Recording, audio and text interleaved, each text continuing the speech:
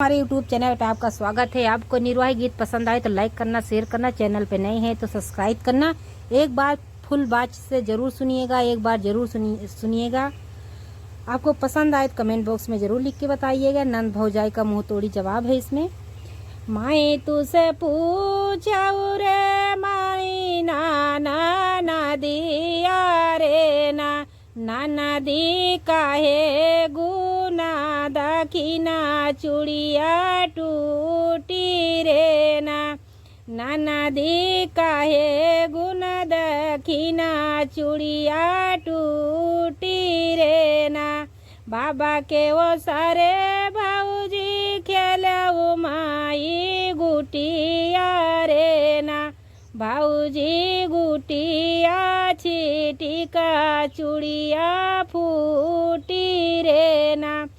भाऊजी गुटिया छीटी का चूड़िया फूटी रे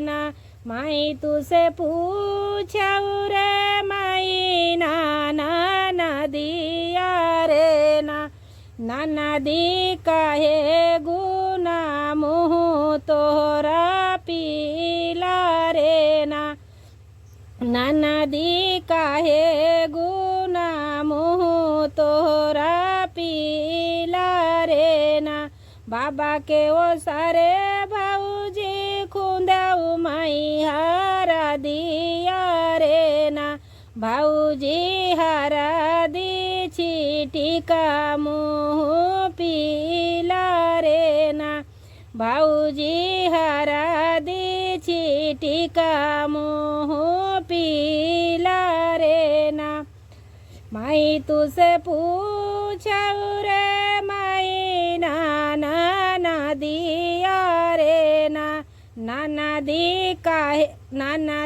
काहे गुना तोरा पेटावा फूला रे नाना दी काहे गुना तोरा पेटावा फूला रे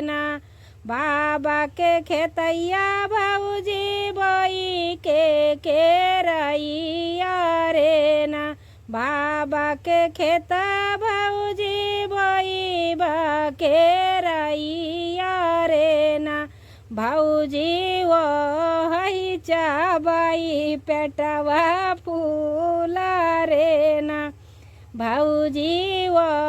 हई चाबाई पेटवा फूला रे आंगना बाटियों की भीतरा तू सासुरे ऐसे भाभी बैठी है ना। आंगना बाटियों की भीतरा तू सासुरे सासु नाना दी काहे बरसाया नावारे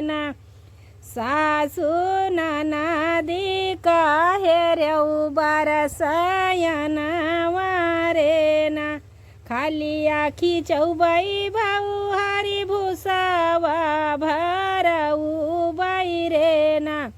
बाऊ हर मोरी बिटिया लरी काना दनावा रे बाऊ हरी मोरी बिटिया लरी काना दनावा रे तसवा खेलता मोरा लहुरा देवर वारे नाना देवर नाना दी काहे बरसाया नावारे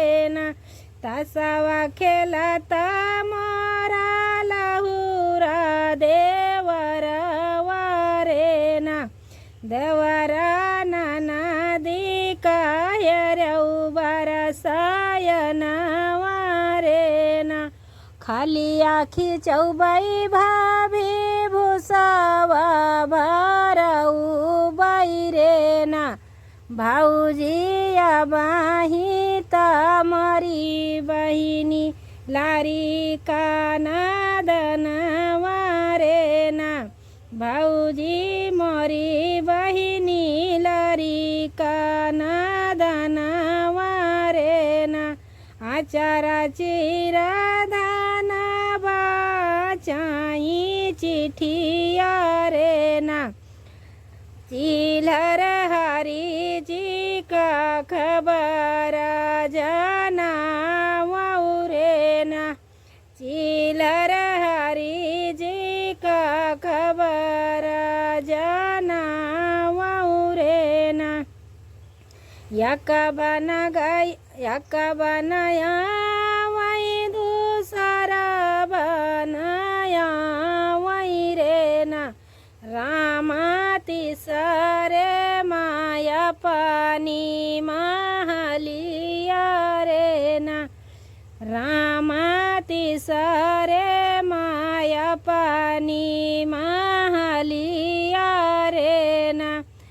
मैया लैके निकारी हाई चनना पीढ़ाइया रे ना रामा बहिनी